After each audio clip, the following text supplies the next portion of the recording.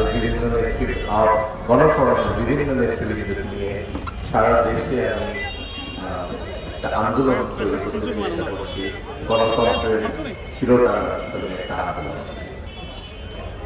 আমি প্রথমে এই যারা আয়োজন করেছে তারা একটু ধন্যবাদ দিতে চাই।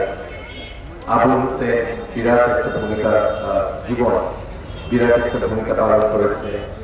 মুরাদ অনেক কাজ করেছে, পাঠান, রাজবাড়ি চাচা, আকিব মিয়া, ওনারা সবাই আমাদের সহযোগিতা করেছে এবং ওনাদেরকে প্রথমে ধন্যবাদ জানাই। আমাদের ঢাকা থেকে আমরা সিনিয়র নেতৃবৃন্দ নিয়ে আসছি, মহসিন রশিদ এবং আমাদের যুগ্ম সাধারণ সম্পাদক এবং আমাদের পার্টির নির্বাহী সভাপতি মহসিন রশিদ, আরেকজন নির্বাহী সভাপতি আমাদের পার্টিতে খুব বড় একটা ভূমিকা পালন করছেন আমাদের সাংসদ মুকাদ্দির খান এমপি, সিলেট 2 বিশ্বনাথ উসমানীনগরের সাংসদ, আমাদের পাশের কনস্টিটিউয়েন্সি, আমাদের দুইজনের একসঙ্গে কাজ করার একটা সুযোগ আল্লাহ তাআলা দিয়েছেন। আমি প্রথমে বলতে চাই যে আমি নবীগঞ্জ এবং বাহুবলবাসীর প্রতি আমার একটা ঋণ হয়ে গেছে। 30 তারিখে যে 29 তারিখে যে ঘটনা ঘটেছে, যেটাকে কিছু মানুষ নির্বাচন বলে, কিন্তু আমি মনে করি দেশের জন্য একটা বিরাট দুর্ঘটনা। সেই 30 তারিখে মানুষ আমার জন্য রাস্তায় নেমেছে, সকালে ভোরে উঠে মানুষ, মুরব্বীরা, মহিলারা সবাই গিয়ে ভোট দেওয়ার জন্য চেষ্টা করেছে। রাত্রে তাদের স্বপ্ন ভঙ্গ হলো, কিন্তু আমি আপনাদেরকে বলতে চাই যে এখনো যে কথাটা বলছি, আগেও বলেছি, ঘাবড়ানোর কিছু নাই। আল্লাহ তাআলা যখন চায় তখন সব প্রত্যেকটা জিনিস পরিবর্তন করতে পারে। তার আগে হবে না, তার পরেও হবে না। এবং আমি যে জিনিসটা বলেছি, যে দলটি সিটটা জিতেছে, এই আসনটি এবং অন্য আসন, তারা যে একটা বিরাট একটা অন্যায় করেছে জনগণের সাথে, এটা প্রমাণিত হয়েছে এবং এটা প্রমাণিত হওয়ার দরকার ছিল। 2014-তে কিন্তু এটা হয়নি। 2018, 29, 30 ডিসেম্বরে জনগণ যাদেরকে চোর ডাকত, এখন তাদেরকে ভোট চোর ডাকে, তাদেরকে ধিক্কার করে। এটা দরকার ছিল। আওয়ামী লীগ একটা ঐতিহ্যবাহী দল, আমাদের স্বাধীনতা সংগ্রামে বিরাট একটা ভূমিকা, জনগণের সব ক্ষমতা আদায় করার ব্যাপারে একটা বিরাট ভূমিকা পালন করেছিল। এককালে এটা জনপ্রিয় দল ছিল, এককালে ছিল, তাদের চুরির দরকার ছিল না। আমার বাবা এই দলটিকে ক্ষমতায় আনার জন্য অনেক কষ্ট করেছেন এবং শেষে এই দলের জন্য আমার বাবা জীবন দিয়েছিলেন। তারপরেও 15 বছর চলে গেছে। আমি আপনাদেরকে, নবীগঞ্জের ভাই ও বোনদেরকে খুব দুঃখের সাথে বলতে চাই, 2 বছর বিএনপি সরকার, 2 বছর তত্ত্বাবধায়ক সরকার, আর দীর্ঘ 11 বছর আওয়ামী লীগ সরকার একটা সুষ্ঠু তদন্ত করতে পারেনি। অনেক চেষ্টা হয়েছে মিথ্যা চার্জশিট দেওয়ার, অনেক ধরনের হুমকি দেওয়া হয়েছে। আমার মাকে পর্যন্ত ধমক দিয়েছে যে এই চার্জশিট মেনে নিতে হবে, আমরা মানি না। এবং আমরা চাই একটা সুষ্ঠু বিচার। সুষ্ঠু বিচার কি করে হয়? একটা সুষ্ঠু তদন্ত ভিত্তিতে, যেই তদন্তে আমরা আসল মদতদাতাদেরকে চিহ্নিত করা এবং গ্রেনেডের উৎস এটা বের করা, এটা আমরা গুরুত্বপূর্ণ মনে করি। এই সরকার চেষ্টা করেছে এই মিথ্যা অসমাপ্ত একটা তদন্তের ভিত্তিতে বিচার করে দিতে, যে বিচার হয়ে গেছে, তোমরা চলে যাও, হয়ে গেছে। কিন্তু আমরা এটা মানব না এবং আমি আশা করি এই ধরনের চেষ্টার বিরুদ্ধে নবীগঞ্জবাসী শক্ত একটা অবস্থান নিবে, বাহুবলের মানুষও শক্ত অবস্থান নিবে। এটা একটা অন্যায়, একটা অবিচার, এবং যেই মানুষটি আপনাদের জন্য সারাক্ষণ আপনাদের জন্য চিন্তা করত, আপনাদেরকে ভালোবাসত এবং আপনাদেরকে কি দিয়েছে আমি এটা উল্লেখ করবো না, আপনারাই জানেন, ওনার জন্য এতটুকু আপনারা করবেন। মিথ্যা বিচার বিরুদ্ধে একটা অবস্থান নিবেন নবীগঞ্জবাসীর মানুষকে আমি অনুরোধ করছি। নির্বাচনে আমি ঋণী হয়ে গেলাম নবীগঞ্জ বাহুবলের মানুষের প্রতি। অনেকে বললো যে না, আমরা তো কিছু করতে পারি, আপনারা অনেক কিছুই করেছেন এবং আমি এই ঋণ শোধ করতে পারবো কিনা সেটা আল্লাহ তাআলা জানেন। আমি চেষ্টা করবো একটা সুযোগ দিতে যে নবীগঞ্জ বাহুবলের মানুষের আমি কাজে লাগবো, এটা আমি চেষ্টা করবো। বাকিটা আল্লাহর ইচ্ছা, আপনাদের ইচ্ছা, আমাকে একটা সুযোগ দিবেন। কি করে সুযোগ দিবেন? আপনারা ভাবছেন যে এই ধরনের যেটাকে নির্বাচন বলে, মিথ্যা একটা পরিহাস মানুষের সাথে, এটা আবার হলে তো কোনো নির্বাচন হচ্ছে না, আমাকে ভোট দিতে পারবেন না। ভোটের অধিকার আবার একদিন এই দেশে ফেরত আসবে, আমি আপনাদেরকে এই ওয়াদা দিচ্ছি। আমি থাকবো কিনা আমি জানি না, কিন্তু ভোটের অধিকার আপনাদের কাছে ফেরত আসবে, খুব তাড়াতাড়ি ফেরত আসবে। কোন জিনিস আপনারা মূল্যায়ন না করলে ওটা ধরে রাখা যায় না। আপনারা ভোট জিনিসটা যে কত গুরুত্বপূর্ণ আপনাদের জন্য, আমি বারবার বলছি, আমার প্রিয় নেতা ডক্টর কামাল হোসেনও বলেছেন যে ভোটের মাধ্যমে দেশের মালিকানা আপনারা নিশ্চিত করতে পারেন। এক মুহূর্তের জন্য, শুধু এক মুহূর্তের জন্য বাংলাদেশের সবচেয়ে গরিব মানুষ আর বাংলাদেশের সবচেয়ে ধনী মানুষ তারা এক মুহূর্তের জন্য সমান। যে মুহূর্তে তারা ব্যালটের কাগজটা ব্যালট বাক্সে ঢুকায়, তারপরে তাদের সবকিছু অন্যরকম হয়ে যায়। কিন্তু ওই মুহূর্তে কোটিপতিরও এক ভোট, সবচেয়ে গরিব মানুষেরও এক ভোট। এবং এই অধিকারটা রক্ষা করার, ফেরত আনার জন্য একটু কষ্ট করতে হবে। কষ্ট না করলে কোনো জিনিস পাওয়া যায় না। আমাকে আমার বাবা সবসময় বলতেন, যেই অধিকারটা কষ্টে, সংগ্রামে, অনেক ধরনের আত্মত্যাগের বিনিময়ে সেই জিনিসটা পাওয়া, সেটা অনেক বেশি দামি লাগে, সেটাকে ধরে রাখার জন্য চেষ্টা করব। আমি আপনাদেরকে বলবো, একটা সময় আসবে যেখানে আসল নির্বাচন হবে, যেখানে ভোটের প্রতিযোগিতা হবে, যেখানে বিরোধিতা করে মানুষ মিথ্যা মামলা এবং বিভিন্ন ধরনের হয়রানি ভয় করবে না। এই দিন ফেরত আসবে বাংলাদেশে। আপনারা দেখতে পাচ্ছেন আমরা ঐক্যফ্রন্টে কাজ করছি বিএনপির সাথে। আমরা বিএনপি এবং জাসদ এবং অন্য দল, আমাদের এই মুহূর্তে আমাদের লক্ষ্য হলো গণতন্ত্র ফেরত আনা, মানুষকে অধিকারটা দেওয়া। এই অধিকারটা কেন গুরুত্বপূর্ণ আপনারা আন্দাজ করতে পারছেন। কিন্তু আপনাদেরকে একটা কথা বলি, একজন আমাকে শোনাচ্ছিল, এক ব্যবসায়ী, যে আমি পলিটিক্স করি না, আমি পলিটিক্স জানতে চাই না। ভালো কথা, আপনারা ওইটা বলতে পারেন যে আমি তো একটা দোকানে আমি কাজ করি বা একটা দোকান চালাই, আমার পলিটিক্সে কোনো ইন্টারেস্ট নাই, রাজনীতি আমার কোনো ইন্টারেস্ট নাই, আমি তো জানতে চাই না। এই কথাটা যখন বলেন তখন আপনি বলছেন যে আপনার ছেলে মেয়েদের নিরাপত্তার সম্বন্ধে আপনার কোনো আবেগ নাই। আপনি বলতে চান যে আপনার ছেলে মেয়েদের যে পড়াশোনা ঠিক মতো হবে, এটাতেও আপনাদের কিছু যায় আসে না। আপনারা বলতে চান যে আপনাদের রাস্তা ঠিক মতো মেরামত হবে, এটাও আপনাদের কোনো ইন্টারেস্ট নাই। আপনারা বলতে চান যে আপনাদের সুচিকিৎসা হবে সরকারি হাসপাতালে, এটাও আপনার কোনো ইচ্ছা নাই, এটা নিয়ে মাথা ঘামানো। রাজনীতি ছাড়া এইগুলি কোনোটাই ঠিক হবে না। তো আমরা রাজনীতি পছন্দ করি না, কোনো রাজনীতি পছন্দ করি না, রাজনীতিবিদরা সব খারাপ, এটা যদি চিন্তা করেন তাহলে আপনি ভালো, আপনি চলে আসেন সামনে, আপনি আসেন, আপনি সৎ, আপনি ভালো, আপনি দেশের মানুষকে ভালোবাসেন, এই দেশকে ভালোবাসেন, সামনে আসেন, গণকরণের রাজনীতিতে আসেন। কিন্তু রাজনীতির বাইরে এগুলো কোনোটা হবে না, কোনোটাই ঠিক হবে না। এই দেশে চোর, বাটপার, টেন্ডারবাজ, এদের হাতে যদি আপনি রাজনীতি ছেড়ে দেন, আপনি কি আশা করেন? তখন এখন যে আমরা ঐক্যফ্রন্টে যে কাজ করছি আপনারা দেখবেন আমরা ঢাকা শহরের বিভিন্ন জেলায় একসঙ্গে কাজ করি।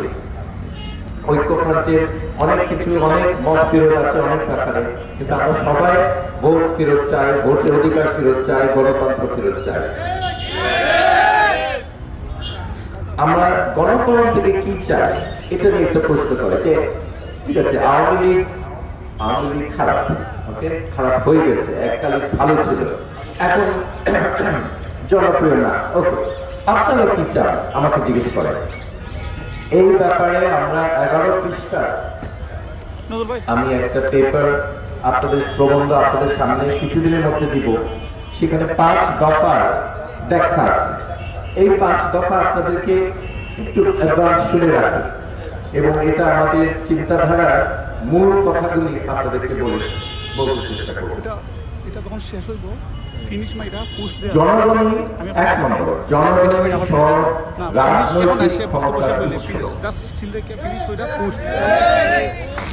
বাংলাদেশের সব মানুষের জন্য দেশ পরিচালনা করা হবে বাংলাদেশের মানুষের স্বার্থে। কথাটা খুব একটু চিন্তা করে দেখেন আমি কি বলতে চাচ্ছি। 3 নম্বর, বাক স্বাধীনতা ও ভিন্ন মত প্রকাশের যে অধিকার এটা রক্ষা করা হবে। আমরা গণফোরামে যখন ক্ষমতায় যাব তখন মানুষ বিরোধিতা করতে পারবে এবং বিরোধিতা করে তারা বাসায় গিয়ে নিশ্চিন্ত মনে ঘুমাতে পারবে যে আমার অধিকার বিরোধিতা করা। ভুল করলে গণফোরামের সরকারও অনেক ভালো সরকার হবে, কিন্তু মানুষ তো ভুল করে। মানুষ অনেক সময় আমরা জনগণের কথা আমরা ঠিক মতো শুনতে পারি না, তখন আপনারা বলবেন কথাটা, সাংবাদিকরা তুলে ধরবেন, এটা আপনার অধিকার, এটা কোনো কেউ খাতির করে আপনাকে সুযোগটা দেয় না, এটা আপনাদের সংবিধানে লেখা আছে, এটা আপনাদের অধিকার, ভুলবেন না। 3 নম্বর, তার একটু জটিল, দরিদ্র হয়ে জন্মালে কাউকে সারা জীবন দারিদ্র্যের অভিশাপ নিয়ে বেঁচে থাকতে হবে না। কথাটা মানে কি? কথাটা আমি অনেক চিন্তা করেছি, আমার বাবা আমাকে বিশ্বাস করতেন। উনি আমাকে একবার এক কথা বলেছিলেন যে পৃথিবীর সবচেয়ে গরিব দেশে সবচেয়ে গরিব মানুষদের স্বার্থ রক্ষা করা খুব কঠিন। সবচেয়ে গরিব দেশের সবচেয়ে গরিব মানুষের স্বার্থ কেউ রক্ষা করতে চায় না, যে এটা সবচেয়ে কঠিন কাজ। তুমি তোমার মেধা, তোমার পড়াশোনা, তোমার অভিজ্ঞতা একদিন ব্যবহার করবে এই কাজ করার জন্য। আমাদের এখন যদি একটু চিন্তা করেন ন্যায় অন্যায়ের ব্যাপার এবং সরকারের দায়িত্বের ব্যাপার, আমাদের সবচেয়ে গরিব পরিবারে নবীগঞ্জে যে জন্মগ্রহণ করে যে বাচ্চাটা, আর সবচেয়ে ধনী লন্ডনী পরিবারে যে জন্মগ্রহণ করে সেই বাচ্চাটার মধ্যে তফাৎটা কি? গরিবের বাচ্চা কি কোনো অন্যায় করেছে? জন্মে এই 5 দফা আপনাদেরকে আরো ব্যাখ্যা করব, কিন্তু এখানে আমি আজকে আর কিছু বলতে চাই না। আমাদের গণফোরাম কিভাবে দেশ চালাবে সেটা একটা ধারণা করতে পারবেন। আরেকভাবে আপনি ধারণা করতে পারবেন। আমাদের মাননীয় এমপি মুকাব্বির খান সাহেব যে একটা অনেক আরামের একটা জীবন ছেড়ে ইংল্যান্ডে অনেক আরামের জীবনে ছিলেন, ওটা ছেড়ে উনি দেশের মানুষের জন্য কাজ করতে আসছেন। উনি ওনার এলাকা যেভাবে উন্নয়নের কাজ করছেন, এটা বাংলাদেশের 300 আসনের জন্য একটা মডেল হয়ে দাঁড়িয়েছে। এটা সবাই জানে। বিশ্বনাথ উসমানী নগর উনি একটা মডেল কনস্টিটিউয়েন্সি তৈরি করবেন। এই 2 এলাকার উন্নয়নের কাজ 10 টাকা পেলে 10 টাকা খরচ হবে উন্নয়নের কাজে। কোনো কমিশন নাই, কোনো চাঁদা নাই, কোনো শেয়ার নাই, এসব কিছু নাই। এবং উনি মোটামুটি একটা নাম করে ফেলেছেন বিশ্বনাথ উসমানী নগর। তো আমাদের পাশের এলাকাটা অনেক উন্নয়ন হয়ে যাবে, আমরা একটু পিছিয়ে পড়বো, কিন্তু আমাকে একটা সুযোগ দেন, আমি ওনার পরে যদি হতে পারি সংসদ আমাদের এলাকার, আমরাও নবীগঞ্জ বাহুবলকে সারা বাংলাদেশের একটা মডেল তৈরি করব। আমার বাবা অনেক কাজ করেছেন, ওনার একটা স্বপ্ন ছিল এই এলাকার জন্য। সত্যি কথা বলতে উনি অনেক কিছু হয়েছেন জীবনে, পররাষ্ট্র সচিব, জাতিসংঘের প্রথম মুসলমান উপমহাসচিব, মহাসচিবের পরে উনি পুরো এশিয়া মহাসচিব ছিলেন। কিন্তু উনি অর্থমন্ত্রী হলেন, কিন্তু উনি হতে চাচ্ছিলেন যে জিনিসটা কিছু স্বার্থপর লোকের জন্য এটা সম্ভব হয়নি, আমি কোনো নাম বলবো না, কিন্তু উনি হতে পারেননি। এই স্বপ্নটা নবীগঞ্জ বাহুবলের মানুষের সাংসদ হওয়ার স্বপ্নটা ওনার জীবনে পূরণ হলো না। আমি এসেছি অনেকটা ওনার স্বপ্ন পূরণ করার জন্য, এবং আপনারা যদি একটা সুযোগ দেন, জাস্ট একটা সুযোগ দেন, আমি দেখাবো আপনাদেরকে আপনার স্বপ্নের মধ্যে কি ছিল বা আপনাদের জন্য কি কি পরিকল্পনা করছিল। আমি এখন কথাই বলবো না, আমি কাজে দেখে দিই। আমাদের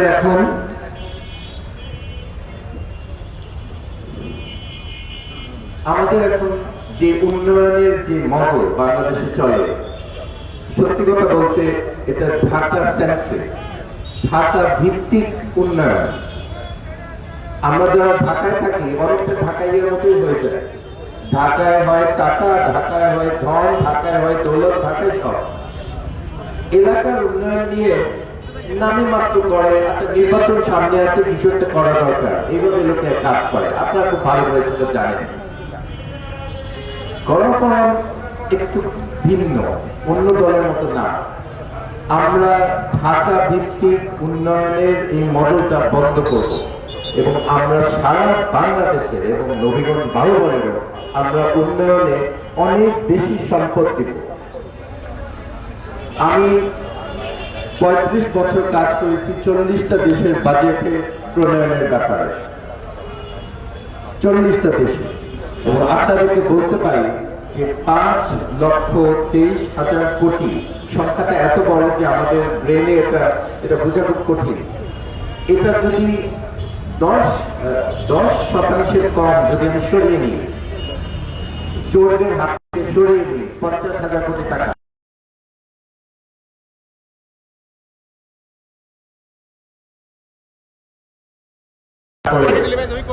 আমাদের প্রত্যেক গ্রামে আমি দিই, আমাদের 70,000 গ্রামকে প্রত্যেক বছরে 80 লক্ষ টাকা দিই, মাত্র 7.5-8%, 8% টাকা লাগবে বাজেট থেকে। আপনি নিজে একটু বসে চিন্তা করেন, 80 লক্ষ টাকা আপনার গ্রামে, কিছু চুরি হওয়ার পর আপনার গ্রামে যদি 80 লক্ষ টাকা যদি পড়ে 5 বছরে, এটা প্রত্যেক বছরে আপনাদের গ্রামের কি অবস্থা হবে আপনারা একটু চিন্তা করেন, প্রত্যেকে চিন্তা করেন। আমি এটা আপনাদেরকে বলছি যে আমরা এটাও চিন্তা করছি যে করব। অনেকে বলে বাজেটের টাকা চুরি হয়, দুর্নীতি হয়, এটা আমার কি, আমার তো সমস্যা নেই, এটা তো অন্যদের থেকে চুরি করছে। নো, চুরি করছে আপনার পকেট থেকে। 10 লাখ টাকার কাজ আর 50 লাখ টাকার বরাদ্দ, 40 লাখ টাকা চলে গেল বিদেশে বাড়ি কিনতে। ওই 40 লাখের বোঝা আপনাদের ঘাড়ে একদিন আসবে, আপনাদের ছেলে মেয়েদের উপরে পড়বে। ওই ঋণ, ওই 40 কোটি টাকা চুরি করলো, আপনি তো এখন বুঝতে পারছেন না, আপনার ছেলে মেয়েদের উপরে কর বসাবে যে এই 40 লাখ টাকা এখন ঋণ সুদ করতে হবে, সুদ দিতে হবে। ওটা আপনার পকেট থেকে নিচ্ছে, এটা অন্য কারোর পকেট থেকে না। চুরির টাকা, দুর্নীতির টাকা, বড় বড় গলায় কথা বলে কিছু চুনাপুচি কয়েকজনকে ধরা হয়েছে, দুর্নীতি বন্ধ হয়ে গেছে দেশে। আরে বাবা, 3 নম্বর 4 নম্বর সারির যে নেতারা, তারা যদি 400 কোটি টাকা থাকে, প্রথম সারির নেতাদের কত লক্ষ টাকার, কত কোটি টাকা আছে আপনারা একটু চিন্তা করে একটু হিসাব করেন, তাদের নিশ্চয়ই 400 কোটি টাকা বেশি আছে। তো এই দেশের মানুষকে ধোঁকা দেওয়ার একটা চেষ্টা চলছে। কিন্তু আমি আপনাদেরকে আমেরিকান প্রেসিডেন্ট এব্রাহাম লিঙ্কনের একটা কথা বলবো। উনি বলেছিলেন, you can fool some of the people all of the time and all of the people some of the time, but you cannot fool all the people all the time. মানে কিছু লোককে সারাক্ষণ ধোঁকা দেওয়া যায়, আর সব লোককে কিছুক্ষণের জন্য ধোঁকা দেওয়া যায়, কিন্তু সব মানুষকে সব সময় ধোঁকা দেওয়া যায় না। এবং আমাদের মানুষ অত শিক্ষিত না, কিন্তু আমাদের বাংলাদেশের মানুষ বোকা না। এবং তারা দেখবেন একটা যে কোনো একটা সুযোগ পেলে, এই যে এখন একটা তাদের যে অত্যাচার, অনিয়ম, অবিচার, এই শাসন থেকে মুক্তি পাওয়ার একটা সুযোগ পেলে দেখবেন যে একটা গণতান্ত্রিক সরকার আসবে, এবং সেই সরকার হবে, সেই সরকারের মনিব হবে আপনারা, এবং রাজা হয়ে যাবে আপনার ভোটে, আর আপনারা প্রজা হবেন। এই রাজনীতি শেষ, এই রাজনীতি শেষ করেছে এই সরকার, শেষ করেছে। মানুষের মনে এমন জোরে একটা ধাক্কা দিয়েছে যে এটা চলবে না বাংলাদেশে। এখন থেকে বাংলাদেশে সরকারের সব ক্ষমতা থাকবে জনগণের। জনগণ পছন্দ না করলে সরকার কাঁপবে। আর আমাদের দেশে এখন আমরা ভয় পাই সরকারের বিরুদ্ধে কথা বলে রাত্রে তারা যদি সাদা কাপড়ওয়ালা কয়েকজন লোককে পাঠায় আমাদেরকে হুমকি দেওয়ার জন্য, আমরা ভয় পাই। কিন্তু একটা সময় আসবে যেখানে সরকার জনগণ কি চাচ্ছে, জনগণ কি দাবি, সেটা ভয় পাবে, যে জনগণ যেন খেতে না যায়, আমাদেরকে কাজ করতে হবে এমন ভাবে, কিন্তু আমি সেই সরকারে থাকবো, আমরা ভয় ভয় থাকবো। আর জনগণ খেতে গেলে তো আমাদের কিছু নাই, আমাদের পুরো ক্ষমতা, আমাদের যত অহংকার, সব কিছু নির্ভর করছে জনগণের উপর। যদি জনগণ চায় ছড়াই দেবে, আমরা পছন্দ না হতে পারে 5 বছর পর, সেই অধিকার আপনাদের থাকবে যে আপনি যত যা বলেছিলেন সেটা করতে পারেননি, চলে যান। আপনারা দেখবেন গণফোরামের সরকার, আমরা যদি ক্ষমতায় আসি, আর আপনারা যদি না চান, আপনারা যদি আর কাউকে ক্ষমতা দিতে চান, আমাদের সরকার অন্য সরকারের মতো হবে না। আমরা হাসি মুখে এবং খুব নম্রভাবে আমরা ক্ষমতা থেকে চলে যাব, এটা আপনাদেরকে ওয়াদা দিলাম। এটা অদ্ভুত কথা হতে পারে, বাংলাদেশে যেভাবে রাজনীতি চলেছে, রাজা রাজা রানীদের রাজনীতি, এটা বন্ধ হবে। জনগণের রাজনীতি, আসল গণতন্ত্র ফেরত আসবে।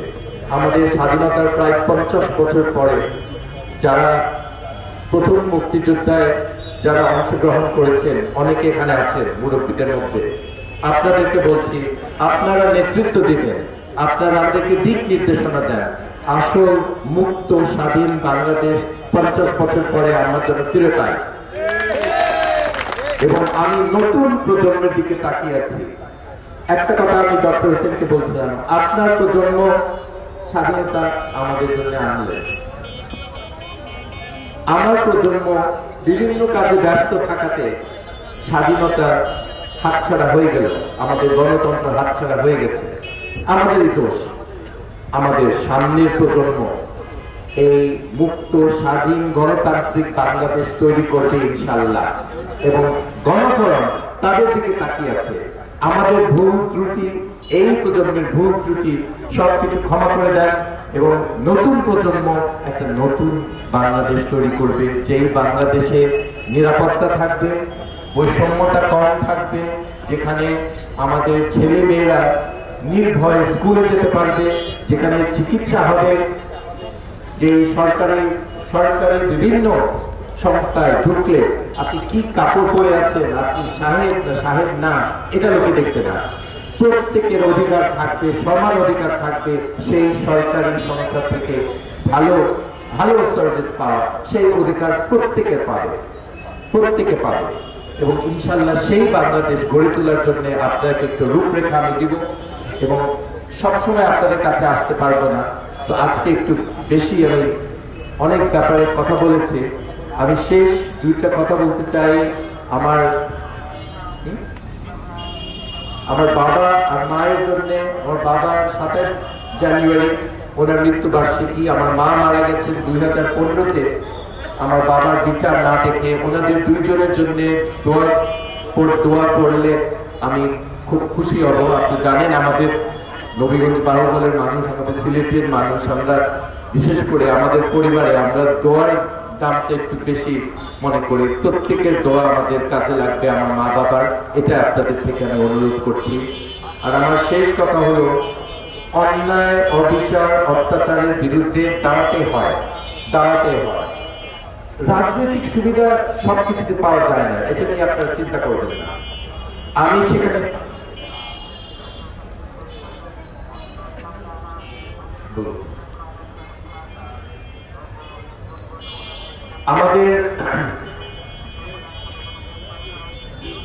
আমাদের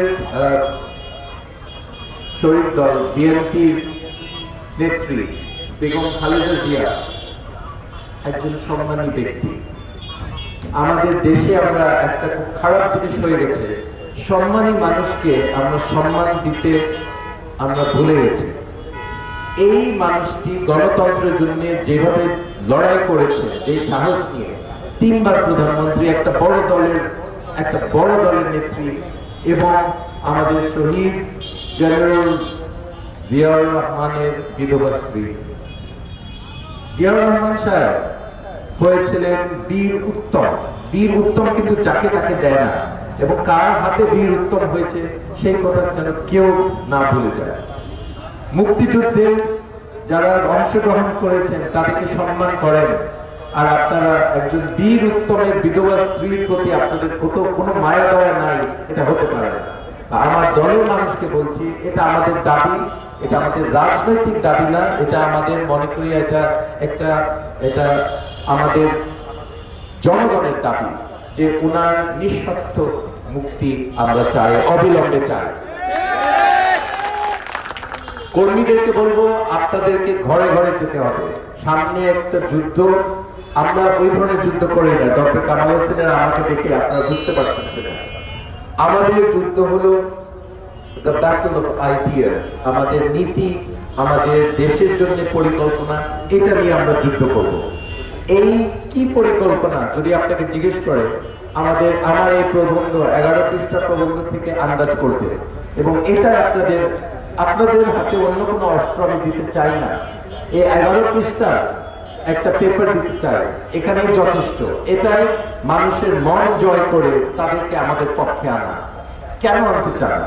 কারণ আমি বিশ্বাস করি যে অদূর ভবিষ্যতে একটা নির্বাচন হবে, যেখানে মানুষ আবার ভোট দিতে পারবে, এবং তাদের ভোট গণনা করার প্রক্রিয়া ঠিক থাকবে, এবং আমাদের গণতন্ত্র আবার ফেরত আসবে, এটা বিশ্বাস করি। কিন্তু সেই দিনের জন্য আমার কর্মীদেরকে বলছি, প্রস্তুত থাকে। এটা খুব বেশি দূরে না। আপনারা প্রস্তুতি না নিলে, নির্বাচনের প্রস্তুতি না নিলে আমরা দল হিসাবে অগ্রসর হতে পারবো না। আপনাদের সবাইকে আমি ধন্যবাদ জানাই। সবসময় আসতে পারবো না, আজকে আমি আমার কমেন্টস একটু দীর্ঘ করেছি। আপনাদেরকে অনেক কথা বলার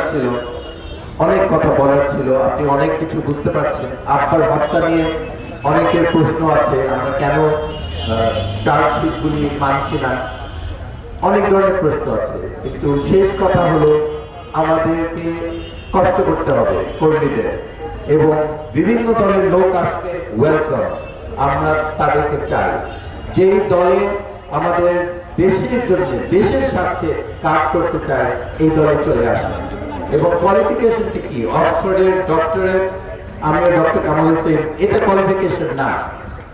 আমাদের দলে আসার যে কি মিনিমাম কোয়ালিফিকেশন থাকে না, এটা হলো আপনি দেশের মানুষকে ভালোবাসতেন, দেশকে ভালোবাসতেন। এই দুইটা জিনিস যদি একটা মানুষের মধ্যে থাকে, আমার দলে টানে, সব দল থেকে, যেখান থেকে পারে টানে, এবং সবাই ওয়েলকাম। এবং আমরা একটা নতুন বাংলাদেশ গড়ে তুলি, একটা সমৃদ্ধ, সুস্থ এবং শক্তিশালী দেশ আমরা গড়ে তুলি। এবং আপনাদের সহায়তা, আমি দেখতে পাচ্ছি অনেকে আছে এখানে, আপনাদের সহায়তা এটা করবো ইনশাল্লাহ।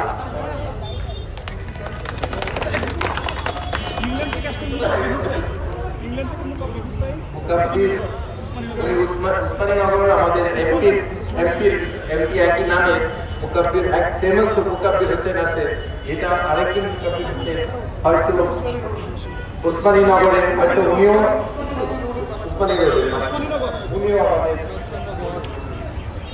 সবাই এনিওয়ে উনি জয়েন করেছেন লন্ডন থেকে এসে, ওনাকে ধন্যবাদ জানাই, আমরা স্বাগত জানাই।